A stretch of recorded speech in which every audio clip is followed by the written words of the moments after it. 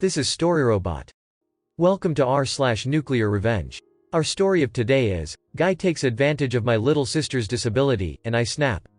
Context. My little sister, henceforth known as Holly, is mute. She can actually whisper a little, but it takes a lot of effort on her part. She's been mute ever since she was 5, when she lost her ability to speak in an accident. She's very smart, and she's a good-looking kid. At the time of these events, she was 16, and I was 21. Me and my sister lived together in an apartment, because my mother is a roamer who isn't well suited to take care of a teenager. She has our twin kid siblings, but not my sister and I. My dad is distant from the family, so helping my sister through high school falls to me. I work at a car parts shipping company, so I get paid just enough to get by. Because of our relatively poor living situation and my sister's inability to speak, she gets bullied at school. Generally it isn't much of a problem, but in the few months leading up to these events she was having increased problems with it. Build up. At the time, Holly was 16, but she was a sophomore in high school due to failing a year in middle school. She refuses to take special entitled dad courses, now because they didn't help her at all, because she's good looking, and is older than most of her class. She gets attention from juniors and seniors. It's mostly negative attention, but there was one guy, who I will refer to as Dio from now on. He's the villain of this story, who treats her really nicely. He's a senior and at this time is 18. He repels bullies from her, because he's a tall, handsome, tough guy, and bullies don't want to mess with him. I don't interfere with them because my sister is visibly happy when she comes home from school and whenever she's around him. I didn't let them hang out alone together, but supervised them hanging out a few times. Anyway, King Crimson a few months, and she stops coming home happy. She isn't hanging out with him anymore either, and although I ask her multiple times, she won't tell me anything about it. I confront him about it, and he evades the topic. At this point I'm suspicious, but I don't know what to be suspicious of.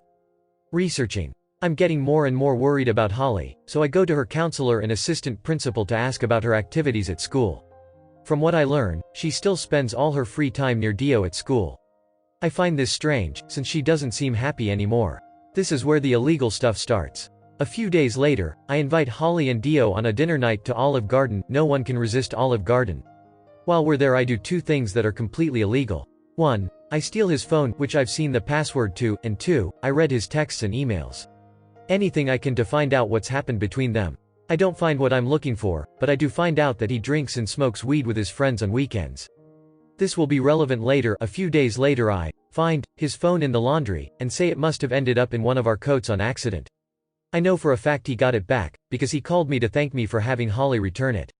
I still didn't have what I was looking for, so I went back to the school, and used his previous texts as grounds to check CCTV for any suspicious activity. There wasn't anything suspicious by school standards, but there was something that caught my eye. It was my sister, going to the central bathroom in the school, and him going to the boys' room of the same bathroom about a minute later. The bathrooms are separated by a wall, but there's a janitorial closet that opens into both bathrooms and is completely in the blind zone of anyone walking into the bathrooms, let alone the CCTV cameras. At this point, I began to suspect that something was happening between them in that bathroom. It was the only one with a closet like that, and if my memory served me, the closet didn't have a proper lock. It just locked from the outside on both sides. Boiling point. Now that I suspected something, I confronted Holly about it. She broke down crying, and after 15 minutes of consoling, she shakily signed to me something that made my blood boil. Apparently, it was far worse than I expected. I had thought they were going in there and doing drugs or something, since Dio was the kind of guy who would pull that kind of thing. As it turns out, according to Holly, he brought her in there one day, closed the doors, held her down, and raped her. He told her that he would know if she told anyone, and he would hurt her if she did. Because she physically could not scream for help, or make any kind of loud noise for that matter, he got away with it. And the worst part is, he was threatening her into meeting him there every couple of days and doing that to her.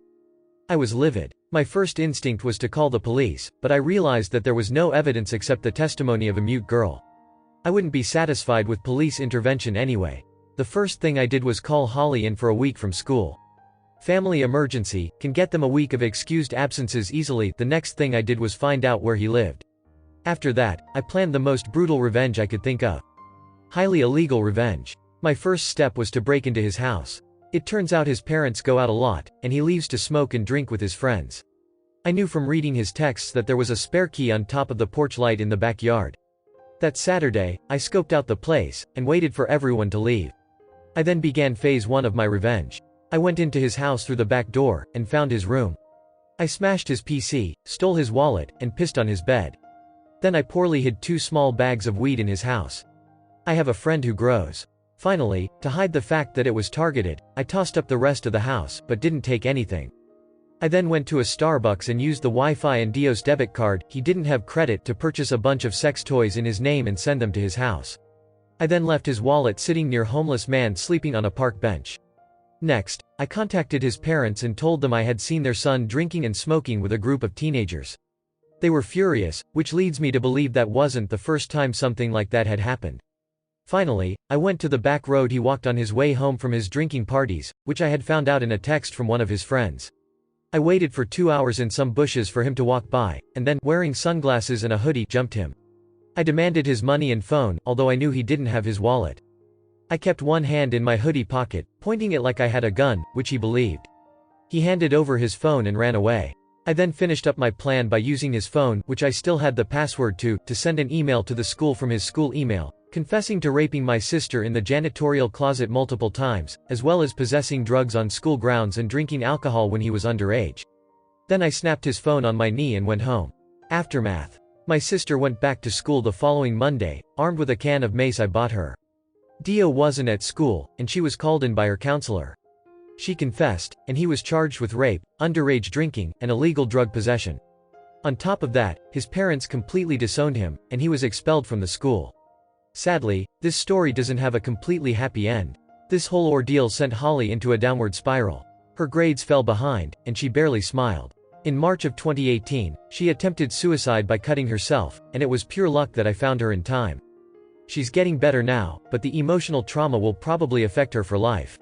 I pray to whatever cruel gods are out there that he gets a taste of his own medicine in prison. Thank you for watching. Error. Problem detected. Not enough subscribers. Please subscribe, like and comment.